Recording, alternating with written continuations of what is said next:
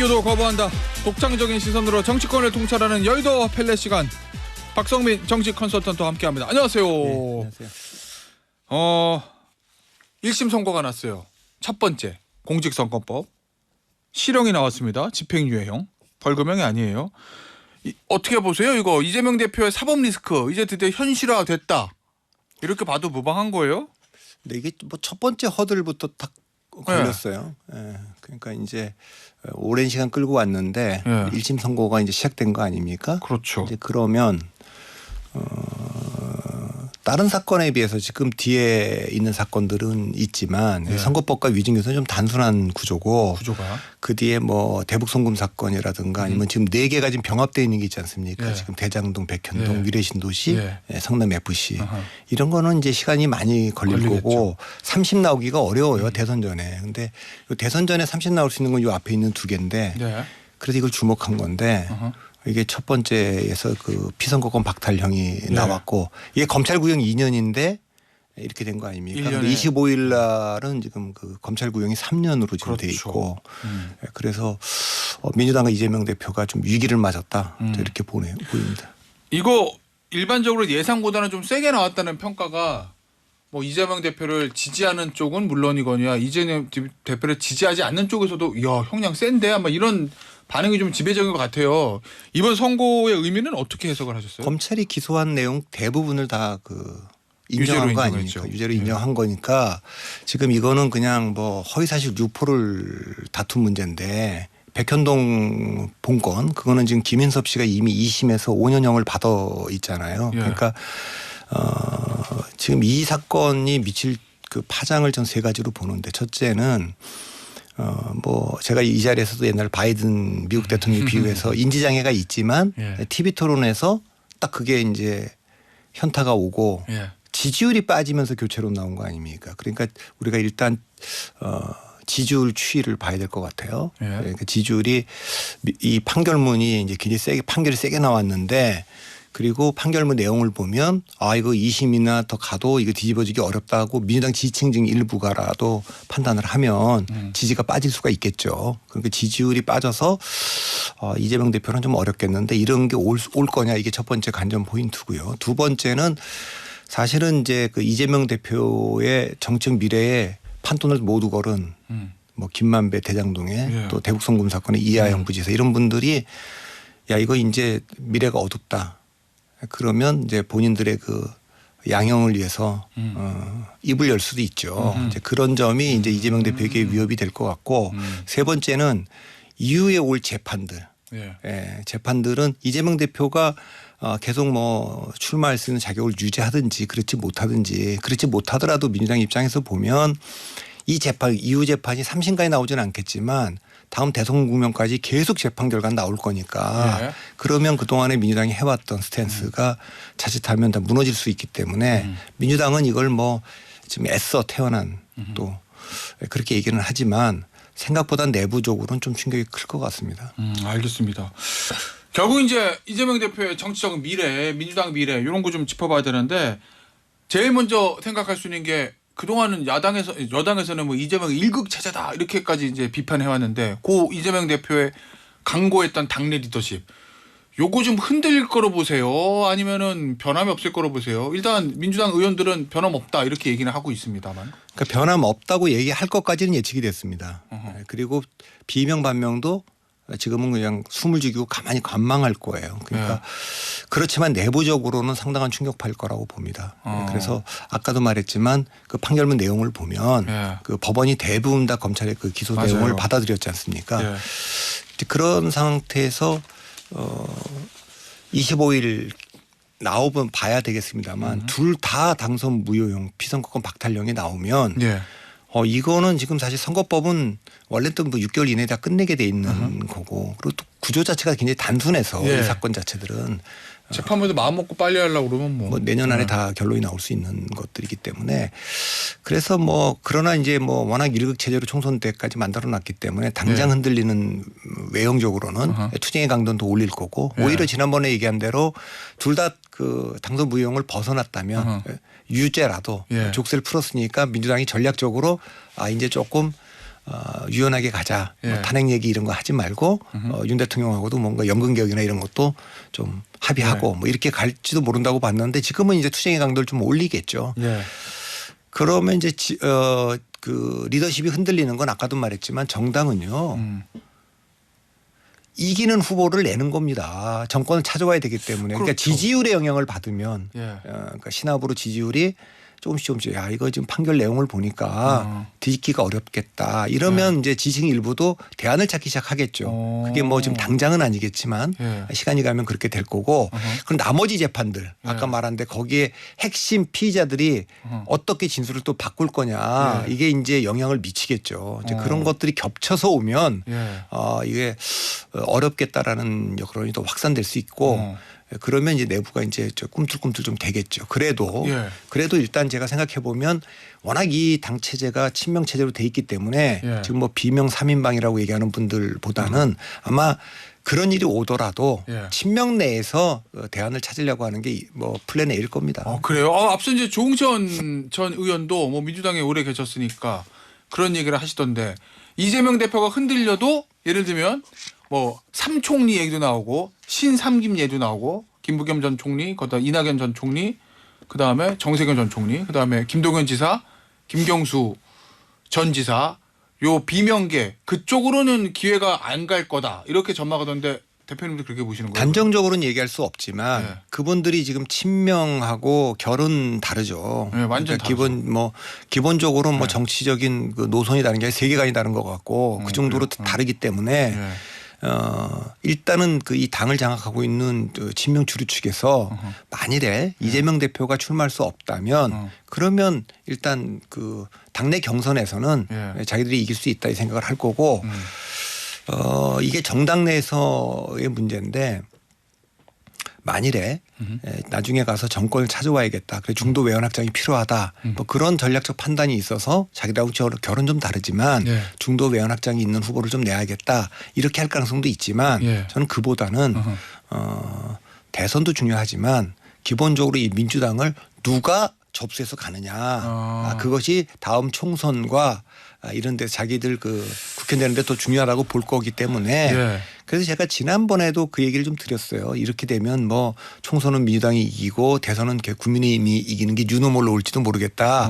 그랬기 때문에 조심스럽고 지금 예. 단정적으로 말씀드릴 수는 없지만 친명이 어쨌든 그 이재명 대표가 어려워지는 일이 벌어진다면 뭐 먼 훗날 얘기입니다. 예. 그러나 그러면 일단 대안은 친명 내에서 친명이 동의할 수 있는 분을 네. 찾는 것에 먼저 방점이 찍힐 것으로 저는 봅니다. 당내 헤게모니를 이번에 총선 때 친명이 완전 장악했는데 그걸 비명에게 넘겨주고 싶지는 않을 것이다. 그 다음 총선 또 공천권 생각하면 이런 말씀이신 거군요. 알겠습니다. 결국 그러면은 그 대선 끝나고 나서 뭐 1년 뒤 총선 아닙니까? 그렇죠. 바로 붙어 그러니까 있죠. 그 총선이 국회의원들은 더 중요하기 때문에 예. 그 총선 공천을 보고 예.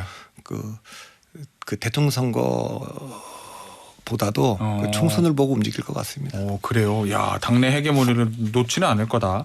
결국 이제 중요한 거는 그러면 이재명 대표가 차기 지도자 지지율 1위 뭐 전체 1위는 아니더라도 최소한 야권에서 1위를 계속 유지하느냐 아니면 그게 슬금슬금 빠지느냐 거기 달려 있다는 말씀이신 거예요. 그렇죠.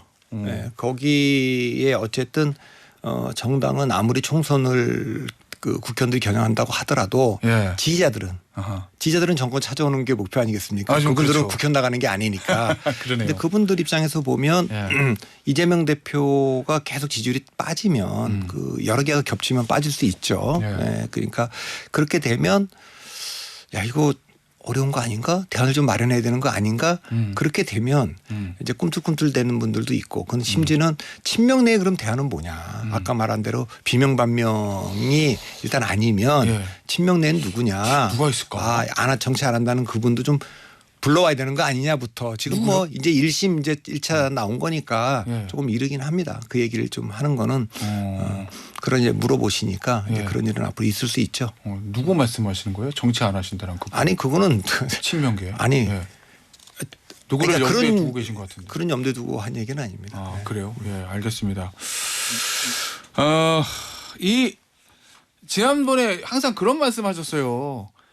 당선 형이 약하게 나오면 이재명 대표 여유를 찾을 건데 형이 강하게 나오면 오히려 더 세게 갈 수도 있다. 근데 지금 강하게 나왔어요.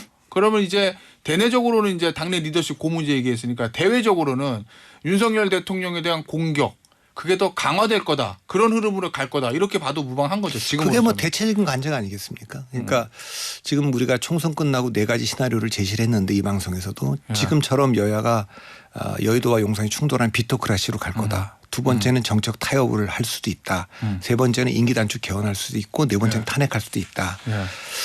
그런데 뭐 하나씩 점검해 보면 탄핵이라는 거는 국회의원 숫자로 하는 것도 아니고 헌법재판소가 하는 게 아니고 민심이 밀어줘야 되는데 민심이 2016년하고 좀 다르거든요. 그러니까 그때는 1당인 그 민주당과 3당인 국민의당을 대안으로 봤는데 지금은 그렇게 보지 않기 때문에 민심이 확 거기다 힘을 실어주기 어려운 국면이고 임기단축 개헌은 그 사실은 대통령의 정책 결단 하야라는 방식을 선택해야 되는데 그것이 이제 잔여 임기를 하는 건지 새로운 임기를 시작할 수 있는 건지 개헌을 해도 그리고 불과 8년 뒤에 2032년에 대선과 총선이 만나기 때문에 그때는 그 총선과 대선의 임기를 일치시킬 수가 있거든요. 2026년에 하면은 국회의원들 임기하고 또 어긋나기 때문에 저는 뭐 별로 현실적이지 않을 것 같고요. 그래서 두 개를 빼고 나면 지금처럼 그냥 비토크라시로 그대로 가느냐 아니면 정책 타협이냐인데 정책 타협이 될 조건은 이재명 대표의 족쇄가 풀리는 그러니까 유죄가 되더라도 피선거권 박탈을 벗어나거나 좀 하나 정도만 좀 가볍게 뭐 벌금형 그 정도 좀 받았다면 그렇다면 우리가 이제 좀 그 중도층의 마음을 좀 잡아야겠다. 이러면서 뭐 탄핵이나 이런 거보다는 연금개혁이나 이런 것도 우리가 집권당이다 이런 각오로 했을 것 같은데 지금 이 상황은 더 몰렸기 때문에 그걸 할 수 있는 여유가 없고 그래서 지금까지 해오던 간성대로 투쟁의 강도를 더 올릴 것 같습니다. 지금까지 말씀하신 거는 이재명 대표 이렇게 할 것이다라는 이제 현실적인 측면에서 예상이잖아요. 그게 아니라 이렇게 해야 된다. 그래야 본인과 당의 것이 나을 것이다라는 당위의 측면에서 조언을 해주시면 그거는 뭐 의미가 없기 때문에 그래요? 이미 제가 총선 끝나고는 여러 번 얘기를 했어요. 총선 끝나고는 압도적 의석을 얻었을 때 지난 대통령 선거 때도 이재명 대표가 안 된 거는 그 압도적 의석 문제다. 그 압도적 의석과 대통령 결합을 안 시켜주니 지금 민주당 일각에서 얘기한 것처럼 우리가 개혁을 제대로 못해서 그랬다가 아니라 조금 더 그 유연하게 해야 된다. 그 기회가 한번 왔죠. 지난번에.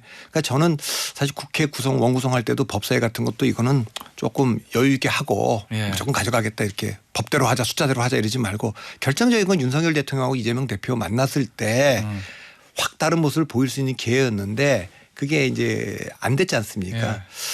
그래서 지금은 이제 너무 많이 왔고 돌아가기가 뭐 지금도 제 개인 생각은 있지만 그래서 지금 요 앞에 문제도 그 위증교사 문제나 선거법 요거는 저는 유무죄를 다투지 말고 양형을 다투는 문제로 좀 나머지는 왜냐하면 3심이 나오기가 어렵거든요. 그렇죠. 그 대선 전까지는. 그러니까 요게 대선 전까지 3심 나올 수 있는 거니까 오히려 조금 양형을 다툰다는 건 뭘 인정할 건 인정하고 좀 사과도 하고 그렇게 해야 뭐 감형이 돼도 될 텐데 이건 뭐 그냥 다 유무죄를 다투고 다 부정하는 쪽으로 전략을 세웠기 때문에 처음부터 끝까지 다 그 사실이 아니다는 거를 이제 법원에서 그건 다 뭐 김문기 씨 건도 허위다. 그 다만 허위 사실 유포로 오진 않은 거지. 그건 다 그렇게 된 거니까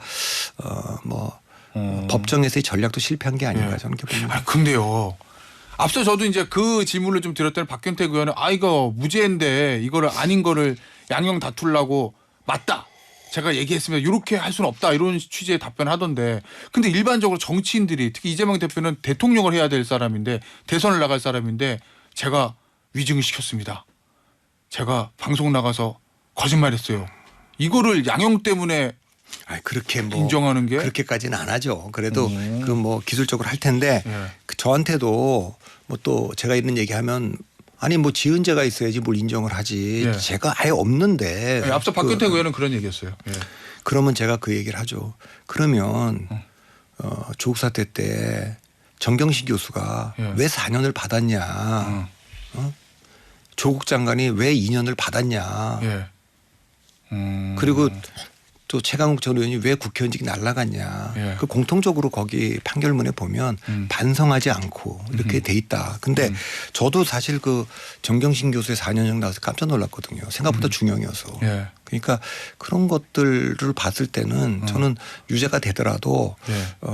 양형을 좀 다퉜다면 어땠을까 하는 생각은 좀 있고요. 예. 대통령과의 관계에서도 이 압도적 의석을 가지고 우리가 여당인 것처럼 했다면 좋았지 않았을까 싶은데 지금은 사실 뭐 뾰족한 수가 없는 단계까지 온 거 아닌가 싶어요. 알겠습니다.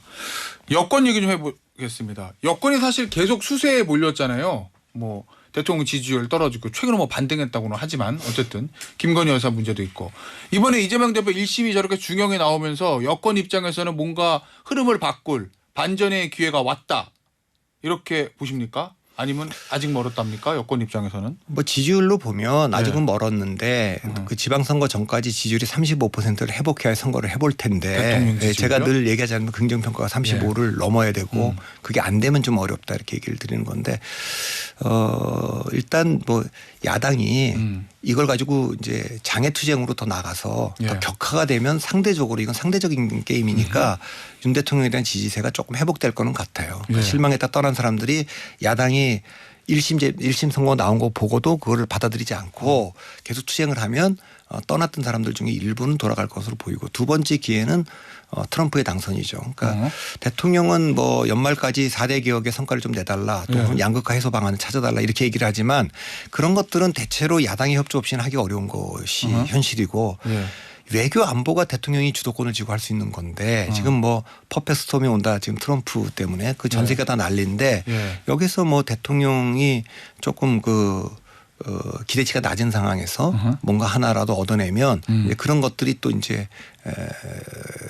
좋아지겠죠. 그러나 기본적으로 이제 지지율이 야당의 투쟁과 뭐 이런 국제 정세의 변화와 관련해서 지지율이 올라가려면 예. 대통령의 변화고 그건 대통령실의 변화가 있어야 되겠죠. 결국 이제 그러면 야당에 안 좋은 일이 생겨도 그거를 받아 이거 이제 본인 거를 흡수할 만한 준비가 돼 있어야 된다. 뭐 이런 말씀이신 그거는 뭐 거잖아요. 어쨌든 저는 반사의 이익 같은 거 네. 그거하고는 서로 상관이 없는 거 아닙니까? 이재명 대표도 윤석열 대통령의 지지율이 올라가든 내려가든 중요한 건 본인이 법원에서 빠져나오는 게 그 허들을 넘는 게 중요한 거였다면 윤석열 대통령도 이재명 대표가 어떻게 되냐는 약간의 연동은 될 수 있습니다. 아까 말했지만 야당이 투쟁을 하면 올라갈 수는 있지만 근본적인 치유책은 아니니까 그건 대통령의 변화가 따라야 된다는 얘기입니다. 그러니까 필요 조건이 아니고 대통령 변화가 그것이 이제 충분 조건이라는 뜻입니다. 한동훈 대표가 이런 얘기를 했더라고요.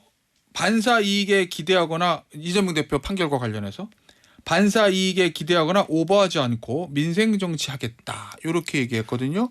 지금 여당 입장에서는 뭘 가장 먼저 일단 해야 됩니까? 한동훈 대표는 왜 그렇게 되니까 야당이 이제 투쟁을 하면 공격의 목표를 야당에 맞추고 대통령실을 향해서 하는 얘기는 좀 자제하고 그건 다 한 거니까 지난번에 그 기자회견에 대해서도 좀 한 톤 줄인 뒤에 좀 긍정평가도 하고 당의 단합, 혁신 뭐 이런 데로 가면서 민생 그러니까 여당은 지금 투쟁을 하면서 야당은 정치 투쟁을 해야 될 테니까 민생 이슈를 계속 던지겠죠. 네, 그러니까 그런 이슈를 던지면서 조금 여유를 갖게 된 건 사실일 겁니다. 대통령도 그렇고 한동훈 대표도 그렇고. 예.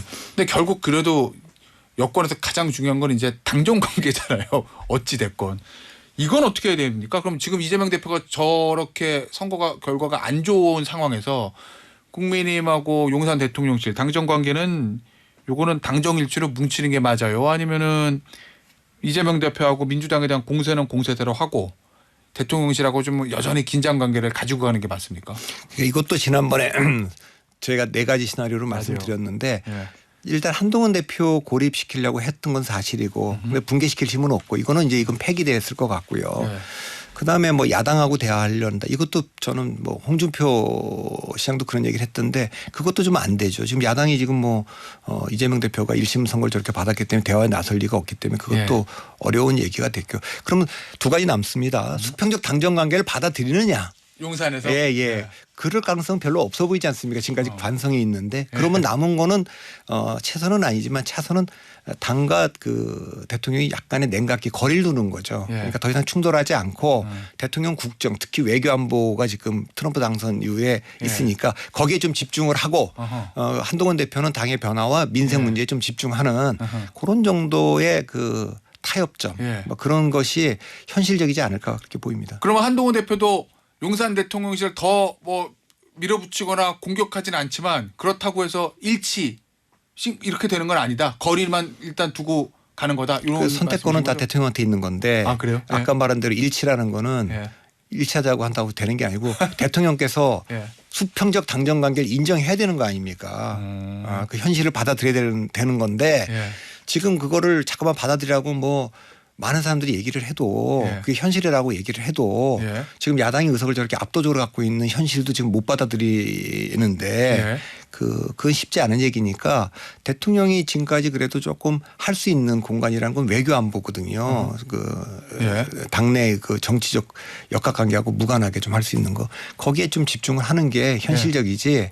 그래서 뭐 충돌도 이제 특별감찰관 얘기까지 다 했고 예. 특검 얘기는 예. 지금 이런 상황에서는 동력이 붙을 리가 없고 민주당의 특검 추진이요. 해도 예. 그렇죠. 왜냐하면 이거 방탄 특검이다. 예. 본인들 그 위해서 이제 그 탄핵으로 가기 위한 특검이다. 이렇게 국민의힘 내부는 받아들일 테니까 한동훈 대표도 특검 얘기나 이런 건 더 이상 못 하겠죠. 알겠습니다. 오늘 여의도 펠레 시간 여기서 마무리하도록 하겠습니다. 지금까지 박성민 정치 컨설팅 민 대표와 함께했습니다. 감사합니다.